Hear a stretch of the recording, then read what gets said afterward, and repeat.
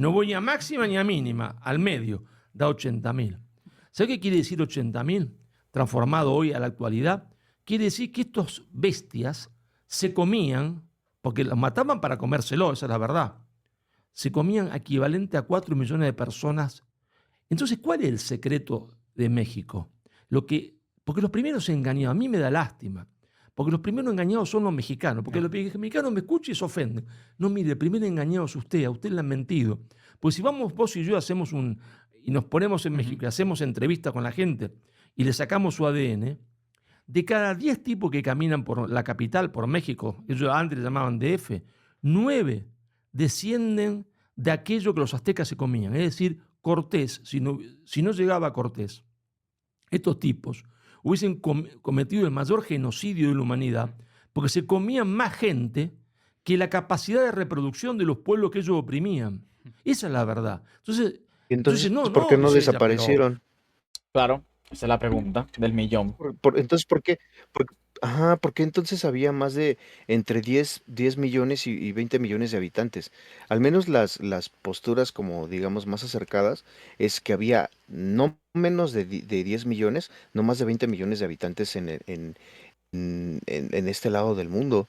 Entonces, si mataban tantas personas, bueno, más bien, si desvivían tantas personas como lo está diciendo Marcelo Gullo, que eran de 20.000 a 150.000 personas por fiesta, no darían los números. Y además, los Tenochcas pues, duraron ahí por ahí de unos 150 años, por lo menos. Entonces, no dan absolutamente en nada las cuentas que él está diciendo.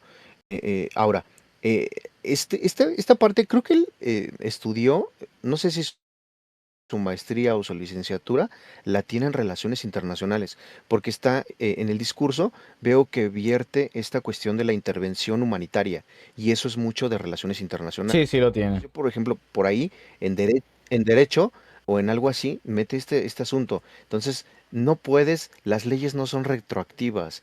Las disposiciones del derecho internacional, bueno, en derecho incluso no solamente internacional, en derecho pues, nacional en cualquier lugar del mundo, ninguna ley es retroactiva. O sea, no puedes aplicar una ley que se publique el día de hoy, que es todavía 20 de noviembre del 2024, no la puedes aplicar para 1995. O sea, es imposible.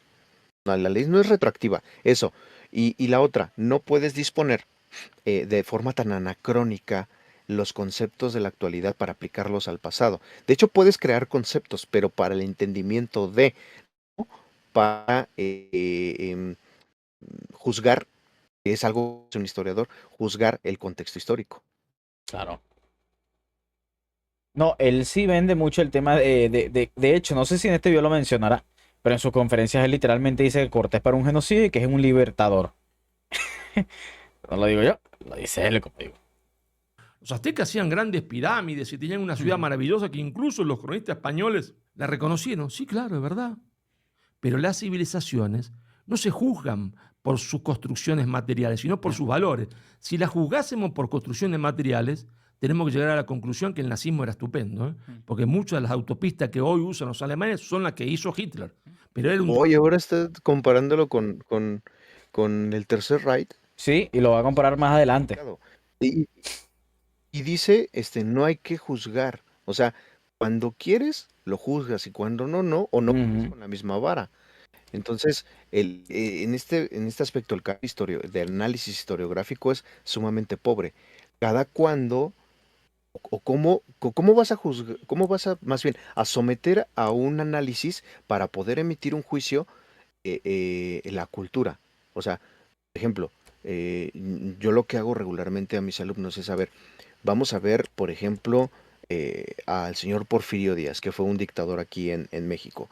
El señor Porfirio Díaz produjo, hizo que México tuviese no tanto, como unos 70 años después, logra que México se introduzca a la globalización, logra que haya ferrocarriles, que lleguen inventos, que lleguen desarrollos. Y de hecho produce un PIB muy alto que nunca se ha vuelto a recuperar. Ajá, eso es cierto. A costa de que haya mucha hambre en el país, de que los campesinos estén perdiendo tierras y muchas cosas. O sea, el análisis es completo, no solamente de lo que tú quieras, necesites. O sea, necesitas un análisis de contexto. En estudio de letras de la literatura se llama horizonte, analizar el horizonte. ¿Desde dónde estás hablando? ¿Desde qué posición estás hablando? Entonces, si aquí yo alcanzo a ver que Gullo dice, se juzga por sus valores, de hecho no se juzga, se valora, se retoma, se trae, se aprende, no se juzga. Entonces, eso de juzgar, pues déjaselo a alguien que sea del vulgo, de la gente, la gente que no tiene como vaya un conocimiento, digamos, histórico en cuestión de derecho, o en cuestión de relaciones internacionales, de sociología, de antropología. Ellos son los que pueden juzgar, porque a ellos es a los que les va a servir de una manera más efectiva la historia. Si no, entonces la historia perdería toda su intención, su misión, su visión, e incluso la parte filosófica y teórica. Entonces, es muy pobre el discurso en cuanto a historia, es muy pobre el discurso de Marcelo Gullo, la verdad. Sí. No, y como te digo, más adelante, hola Plute, ¿cómo estás? Más adelante va a ser más radical. Y es que lo compara directamente, o sea, la infraestructura dice que, bueno, aquí no puedo hacer spoiler. Un desastre, ¿no? Y Porque ese hombre era un estéticamente. demonio, Sí. asesinaba gente. Entonces, y los aztecas no tienen nada que decir en la historia de la humanidad, eran un pueblo de asesinos, antropófagos, un imperialismo antropófago, que hicieron lindas pirámides, sí, para matar gente, como la cámara de gas, sí, qué bonito, ¿no? ¿Ves? Ahí, esa comparación. Yo justamente eso hoy se lo comenté a Pedro Salmerón, este historiador mexicano, que él le responde como a Armesilla, algo en Twitter le colocaba como que, no, me tienes bloqueado, desbloquéame, vamos a debatir, te reto, tal, le decía Salmerón. Y, Ah, y yo le decía, es que no lo va a hacer. ¿recuerdas que te lo recomendé? Sí, sí, yo lo sigo, yo lo sigo. Y yo dije, es que no lo va a hacer porque este tipo dice que los templos que construían los mexicas eran el equivalente a las cámaras de gas. Lo dice Armesilla y lo dice Gullo. O sea, es una mamada, la verdad. Es una mamada. Y no, o sea, comparar al pueblo Tenochca que sí realizaba sacrificios con, con el Tercer Reich, con el imperio alemán de hace unos 70 años, o sea, es incluso irresponsable. ¿Por qué?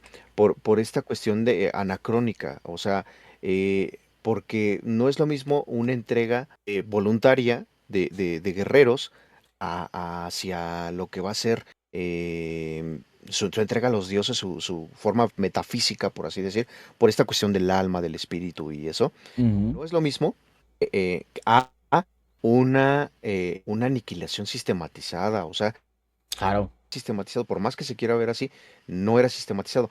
Me quedé, no era sistematizado. Sí, no era sistematizado en primer lugar. Entonces, ahora, en el cambio que va a tener la comparación, pues, para empezar, es anacrónica. Entonces, en ningún momento de la historia de América hubo una cuestión sistematizada, es decir, en el cual, basado en su poderío y en su idea de grandeza, o sea, se sentían un pueblo grande guerrero, pero no por esa razón tenían que quitarle la suscripción de la vida a las otras culturas y a las otras religiones. Eso sí lo hace el austriaco, lo hizo hace 70 años, pero no lo hizo el pueblo mexica en ningún momento de su historia.